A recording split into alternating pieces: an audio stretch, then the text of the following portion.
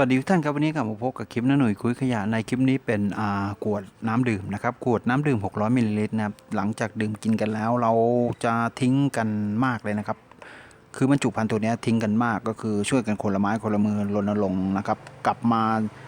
ใช้กันนะครับผมก็คือใช้ทำเป็นลักษณะของสิ่งของต่างๆนะครับผมก็คือช่วยกันลดปริมาณขยะพลาสติกของโลกเราได้มากครับคนละไม้คนละมือครับโอเคครับติดตามชมนะครับจากขวดพลาสติกขวดเหลือใช้ครับผม